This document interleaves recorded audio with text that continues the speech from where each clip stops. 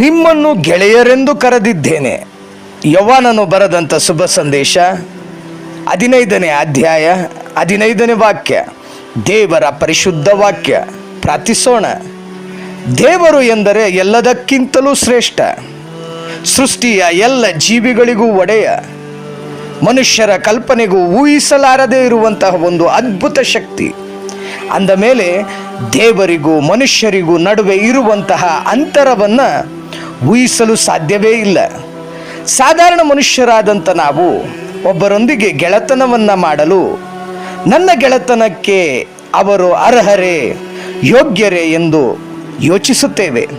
ಆದರೆ ಯೇಸು ಸ್ವಾಮಿ ತಾವು ದೇವರಾಗಿದ್ದರೂ ನಮ್ಮಂಥ ಪಾಪಿಗಳನ್ನು ನೀವು ನನ್ನ ಗೆಳೆಯರು ಎಂದು ಕರೆದಿದ್ದಾರೆ. ಈ ಲೋಕದಲ್ಲಿ ದೇವರು ಎಂದು ಕರೆಯಲ್ಪಡುವ ಕೋಟ್ಯಾಂತರ ಕೋಟಿ ದೇವರುಗಳಲ್ಲಿ ಒಬ್ಬನೇ ಒಬ್ಬ ದೇವರು ಪಾಪ ಮಾಡಿದಂತಹ ಪಾಪಿ ಮನುಷ್ಯನನ್ನು ದಂಡಿಸದೆ ಕ್ಷಮಿಸಿ ನೀವು ನನ್ನ ಗೆಳೆಯರು ಎಂದು ಕರೆದಿದ್ದಾರೆ.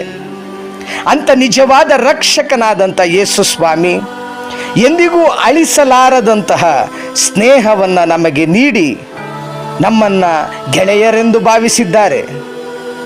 ನಮ್ಮ ಪ್ರೀತಿಯ ಯೇಸು ಸ್ವಾಮಿಗೆ ಕೃತಜ್ಞತಾ ಸ್ತುತಿ ಸ್ತೋತ್ರವನ್ನು ಸಲ್ಲಿಸಿ ನಿಮ್ಮ ಗೆಳೆತನ ಪಡೆದ ನಮ್ಮ ಬಾಳು ಅದೆಷ್ಟು ಶ್ರೇಷ್ಠ, ನಿಮ್ಮ ಗೆಳೆತನ ನಮ್ಮ ಜನುಮದ ಪುಣ್ಯ ಎಂಬುದಾಗಿ ಯೇಸು ಸ್ವಾಮಿಗೆ ಕೃತಜ್ಞತಾಪೂರ್ವವಾದಂಥ ಸ್ತೋತ್ರವನ್ನು ಸಲ್ಲಿಸುತ್ತಾ ಆರಾಧಿಸೋಣ.